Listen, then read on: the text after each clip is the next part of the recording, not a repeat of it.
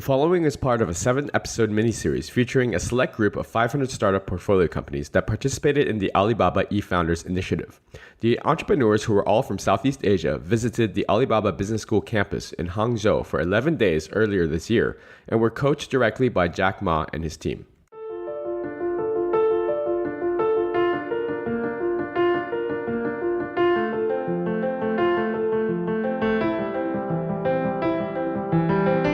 Welcome to the Jay Kim Show, Hong Kong's first dedicated podcast on investing in Asia. Join us as we survey the land and discover the greatest companies and most profitable investment opportunities in Asia.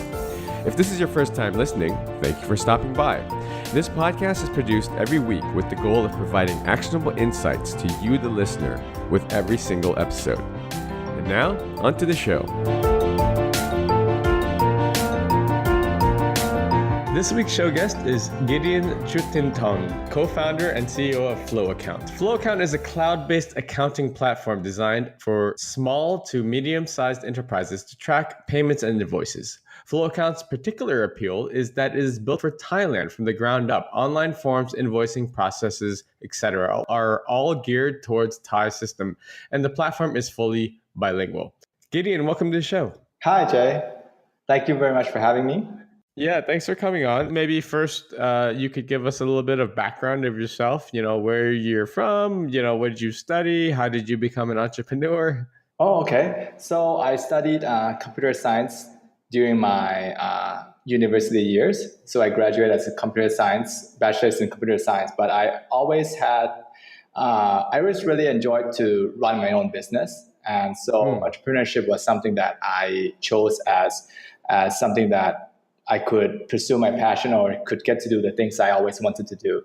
So once I graduated, I did a couple of things. I went to China, learned some Chinese, worked there for a couple of years, came back, started my own company. And throughout the course of running your own company, you have to do accounting. And so that's where it started. So after doing my own accounting through all the difficult softwares available in Thailand and trying to use foreign softwares which are not made for local workflows and practices, we decided to try making our own.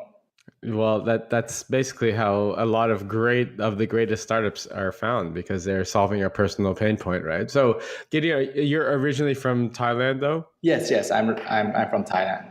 Okay, and you sort of grew up, and where did you studied in Thailand as well? Yes, I studied in Thailand. So I went to, we call it an international school. So you get to learn a lot of English going to Thai international school. So it's taught in English, and so that's where we learn. Yeah, I was going to say, because your English is excellent. It sounds like you're actually educated abroad. Did you spend any time abroad? Not much. I spent some time in Singapore, but all just a couple of months. Right. Okay. And so how receptive were your parents about you becoming an entrepreneur versus maybe going into something more traditional? Oh, they were pretty open because my dad's a doctor. And so since I didn't study medicine, he says, whatever you want to do. So he already wrote you off. Pretty much. So you go do whatever you want to do. Right. Okay. Right. And you said that basically you kind of always had an entrepreneurial itch. So you kind of wanted to always do your own thing, right? And so you were now remind us again, tell us again about how your personal pain point that you decided that, Thailand needs a better way to do their accounting. What was that story? Give us a story. Okay. So we started Flow Account about 4 years back. Back then, the de facto standard for accounting software is desktop based. And so if you rewind certain countries like the States or the better the other countries where cloud accounting is very popular, it will be 10 years. We're more or less 10 years behind. So back then there was no online solution for anything. And desktop accounting solutions were specifically designed for accountants. So over the course of running my own business, I bought a couple of softwares to try out and try to figure if it would fit what I do. But more or less, the softwares many of them are designed for professionals, for people who actually know what they're doing. That's right. What was the business that you were running again? Oh, I had a media company, and I did some training and I did some advertising. In Thailand. Yes, in Thailand. So my first company was I imported stuff in from China to resell in Thailand. So I did Right. trading for a couple of years, and then I did an advertising company. We did media production, videos, short films, and all that. And so because we're in a creative industry, our teams tend to be very small. So we had like a less than 10-person team. So when you have such a small team, the owner always ends up doing the accounting. Sometimes you have staff, right? You have staff, they stay for a year or so. After you train them, they leave. Then you end up doing it. That's right. So over the course of we ran the business for like 5 to 8 years. So over the course of running my own business for about 8 years, you learned how to do basic accounting. That's right. And basic accounting is not that difficult. But in Thailand, at that point in time, 4 years back, there was no software designed for the entrepreneur to do their own basic accounting. Accounting was always, you had to do the full suite, whether you were ready or not. So you basically had to hire an accountant to do your books? Right. And so in Thailand, the software, the desktop accounting softwares were designed specifically for if your company had an accountant. And most companies with accountants are actually much more bigger in size. Yeah, that's right. I mean, if you think about, sort of these multinationals, right? Like they all have, they might have accounting software, but, they probably use, well, not even multinational. Maybe if you're a well-established business, you're going to use like a FreshBooks or one of these types of accounting software, but you will have someone that you've hired in-house to do the accounting because they have to navigate through that platform, right? Yes, exactly. And so the likes of FreshBooks are not available in Thailand. Even though we could use their platform, but it doesn't work with Thai workflows. In Thailand, we have invoices, billing notes, we have withholding tax. We have a lot of things that is what I call local practice, local workflows. And it's very hard to say as a software vendor, you want to change the way people have been working for the past 30 years. Right? And you not only change your own company, but you have to change everyone around you, everyone you invoice, and even you collect money from. Right. And so it's very difficult to work on a foreign workflow. We have concepts of, we're still using a lot of paper. So everything has an original, has a copy. Everything still has to be rubber stamped and properly signed. Right. And so with all these Asian concepts, many times foreign software for accounting, they just don't work around here. That's right. Yeah. So you basically, I mean, this was a very, very real life pain point that you went through when you were, I guess, running your media company or what have you, that you realized that, look, there's a situation available, opportunity for technology to basically come in and solve a massive pain point for people at scale, right? Right. And even bigger reason to pursue such a project or such a startup is that if you look at the big picture, it's really sad that a whole nation of 70, 80 million people don't have the basic accounting software that the likes of FreshBooks, the likes of Xero, QuickBooks. And so our nation is very far behind. And our entrepreneurs, it's hard for our entrepreneurs to compete just because we don't have the basic infrastructure to invoice, to make quotations, to manage your business. Right. And so we see this as an even bigger goal, that what we're trying to do is we actually help small businesses or people who want to be business owners easily become one. Yeah, that's right. And it's, you realize the plight of all your fellow entrepreneurs within Thailand. And this is a greater calling, or a greater problem that you're solving. So at what point did you, Gideon, decide that you were like, okay, I'm going to step away from the media company and I'm going to pursue this full time? Oh, okay. So we started, we did our MVP in about 6 months, 4 to 6 months. We launched, and we were actually very fortunate. So we won a few competitions. We won a local competition. We were in the top 10 of Echelon, the Singapore event in 2015. And so that really proved to us that, hey, something as simple as fixing a basic fundamental need of an entrepreneur could be a viable business. Because if you look back then, startups in Thailand wasn't that big of a thing, and the probability of being able to get funding was still very low. That's right. And so we set out to say, hey, we're going to do this. This is useful. We think it's useful. We'll probably find a way to survive somehow. And so if we can't survive, we just go find more work. And so that's the mentality of how we started. And most of the other Thai startups during many years back started on the same logic as well, is that we probably, if it's good, we'll probably figure something out later on. Yeah, that's right. I mean, I think that's especially being in somewhere like Thailand, where, like you said, there was, limited access to venture capital funding and this sort of thing. I mean, you went on your way. It was Echelon that you said, right? That you went to, right? Yeah, which is E27, and so I mean, these these go-getters from your country are the ones that are probably thriving right now. So tell us about flow account. What, like, obviously the concept we understand now. Who did you start it with? Did you go out on your own? Did you find a business partner? What's your team like? Okay, so we currently have a team of about 25 people, 26 people. Wow. Okay. We started out with 3 founders. So it's me, my friend who I started university with, and my brother. And so all of us, we all had our own businesses. And so we knew that this was something useful. Right. And so we did that. We were a small team of about 5 or 6 for over a year.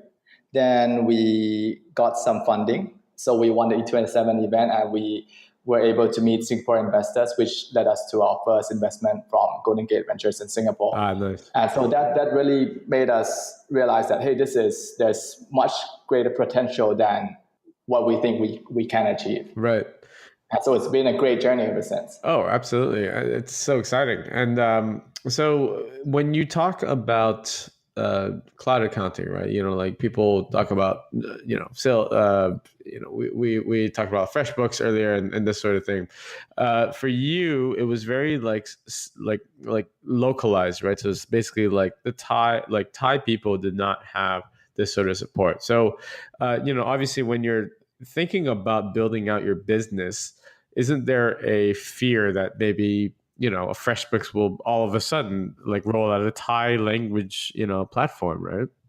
Oh yes, definitely. And I'm sure they are looking at all the countries around the world, and so it's just a choice of where they go first. And also, if when they come in, are we ready to compete, or are we on a level that we can compete or not? Right. But the main reason behind this is that we really believe that if we properly understand our users in Thailand, accounting is something that's different for every country. And the people who are able to crack it have to put a huge amount of effort. It's not like a SaaS sales tool that you can put online and anyone can adopt. Right. So basically in Thailand, what we do is the lengths we take to adopt a user is ridiculous. I mean, like, we do a lot. So we do weekly, monthly workshops. We train about 2,000 small business owners every year, so about 200 a month. We have a call center support. They call us 6 days a week. We teach them how to use the computer. Half of the questions are how to use a computer. The other half are how to use our software. And another area is how to do accounting. So you really handhold the user. Right. So coming from a global perspective, it's not easy to set up operations in every country. So we believe that because we believe in the market, our own market and our own country, when we invest in it, we believe that we're here for the long run as well. And so, I mean, we're local, so you don't see us going here anywhere else. Right. And there's no decision to say, hey, let's close down this country and open another one. Yeah, absolutely. And this is whole. Right. So our plans are long term, and we believe that long term will succeed. And you know what? There's something we said for that, Gideon, because basically, we've seen this time and time again in different markets and different, locations where multinationals try to come in and steamroll their way in because, just because they've achieved it in, the US and maybe Europe, they think they can come in. But, Thailand's a very nuanced market, and you guys have expertise there. So, I think in the long run, like, I mean, if you keep, as long as the tech is on par with whatever any competitor brings in, you guys will win.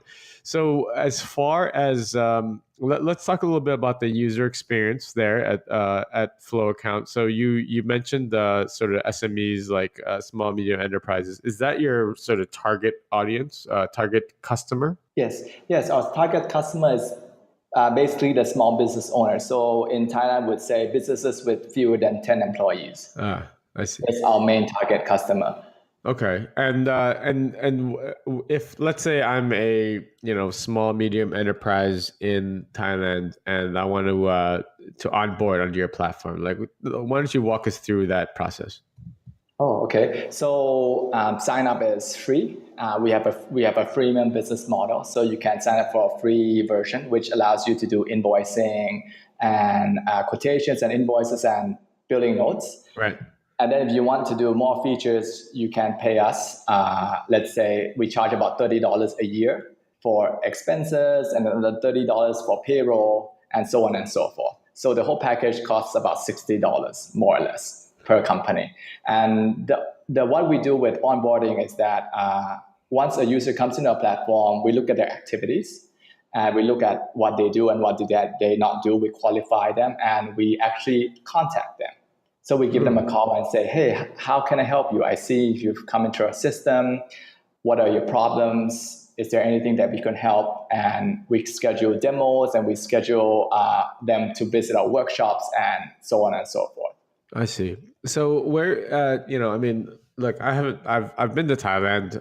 It's obviously a very big tourist destination for Asians. I've been to Bangkok and Phuket and the likes. But where is your stronghold? I mean, do you see SMEs coming online and trying to potentially be clients of yours throughout all of Thailand? Yes. We have customers all around the country, and the trend is changing very rapidly. So the questions we get when we started out are very different to what we're getting now.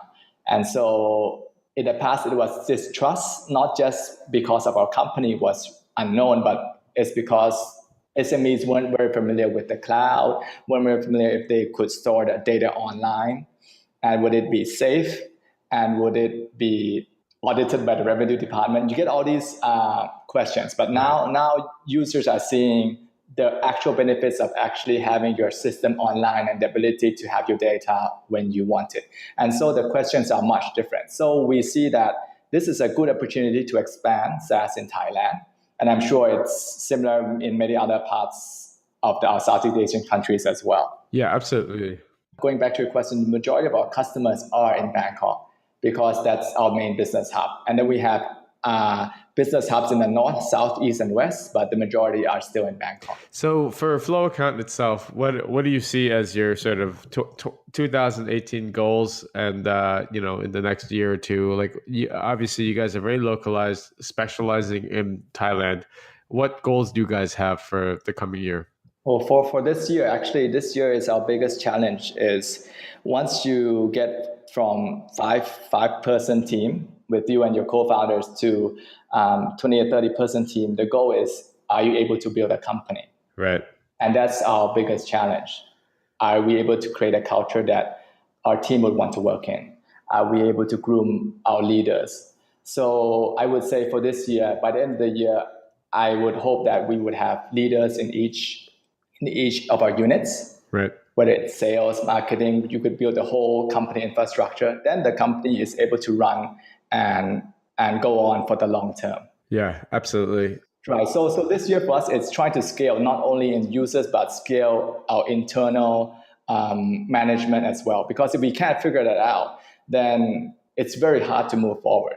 Yeah, absolutely. I mean, it's, I think people who aren't entrepreneurs, who aren't running companies, they don't actually know how difficult it is, not only to build a business, but also to manage your personnel, right? So this leads me to a very good sort of segue, because I know that you guys were, obviously you guys are a sort of portfolio company of 500 startups who we're very friendly with, which is we're doing this series on. And then you went through the Alibaba eFellows program. So I wanted to switch gears a little bit and maybe talk a little bit about that, and maybe you could share with the audience some of the lessons that you've learned there during that program.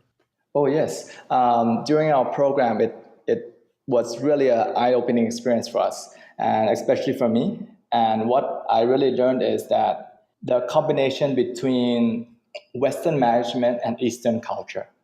And so Alibaba has their KPIs, they have the metrics that they measure everything. That's really Western. But the way they manage their people is much more Eastern than that. Wow. So it's a combination between them both that makes Alibaba succeed. Anything specific about the way they manage their people? I mean, I've heard a lot about Alibaba's culture, but any specific takeaways that you can remember from your, that kind of like blew you away or maybe left a lasting impression on you? Oh yes. So it was a 10-day seminar course. So there were sessions every day. Right. And at the end of every day, we were all forced to do a feedback form. And the feedback would show immediately the next day. Oh, wow. So you complained there was no coffee, the next morning there was coffee. So that was the first complaint everyone said, no coffee. And the next morning you had coffee. If you said people are asking questions for too long, the next day they came up with a platform for you to ask questions. Right. So it's a immediate feedback loop. Every day you are forced to do the feedback loop, and the next day they try to implement it as soon as possible, which is very impressive. Yeah, and so specifically, what takeaways do you have that you might want to implement within your own company, Flow account? So what I got from this is you could see that the culture trickles down towards the whole organization. Right. And one thing Jack Ma said that was very important is that the only thing that cannot be copied is company culture. So with money, you can copy our user interface, you can copy our UI, you can copy our business model, you can develop on a tech stack that would probably be even much better. But money cannot buy you the team we have. Very true. Right. Very similar to money can buy you love, or money can buy you your perfect partner. Right. And so you have to be very focused on nurturing your company's culture so that your whole team makes the right decisions even though you're not around. Right. And that's the actual test. And so so the whole trip made me think much more about culture, about how I want to grow the team, what environment we want to promote, what we don't want to. And it's been very, very important to me. Yeah, absolutely. And it's something that I feel like most founders, they might not think about that, because that's kind of like a huge company, like when you're starting out, you're bootstrapped and you're trying to grow your company and get to positive cash flow or whatever it is, a lot of founders don't think about culture, and that's very important, though, even from the very, very early stages. So those are great insights, Gideon. Thank you for sharing them. I have two final questions before we sign off. And the second to last one, I ask all of my entrepreneurial guests on the show, is basically if you had one piece of advice for our listeners who might be, aspiring entrepreneurs, what would it be? I'd say just make a decision with whatever information you have. So the decisions you make today may be wrong when you look back 3 years from now, but you have to just make them and you can learn from them. So the longer you delay, the more time you waste. That's actually pretty good, because no one actually has said that yet. So you're a pioneer, Gideon. But I think that's very relevant. Like people try to sugarcoat entrepreneurship and this, that, and the other. But at the end of the day, there comes a point in every startup founder or entrepreneur's life where you have to make a decision without having full information. And that goes for founders and, all leaders, CEOs of companies or great investors. And I think that there's a part of it where it's kind of intuition, where you have experience, so you're making the right decision.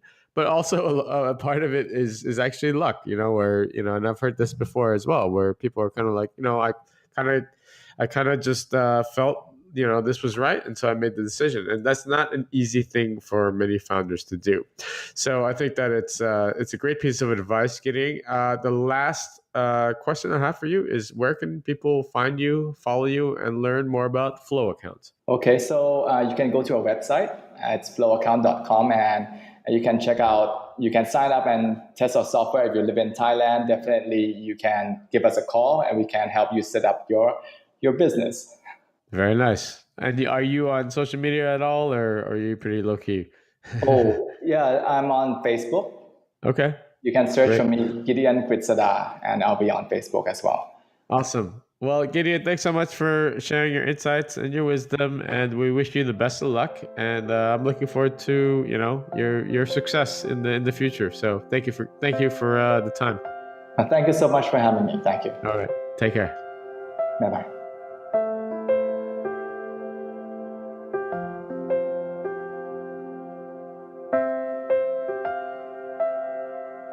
I hope you enjoyed today's episode. All the show notes and links can be found over at jkimshow.com. Come back often and make sure you subscribe, rate, and review. Don't forget to join us next week for another exciting episode of The J. Kim Show. I'd love to hear your comments. You can find me on Twitter at jkimmer, JAYKIMMER. See you guys next week.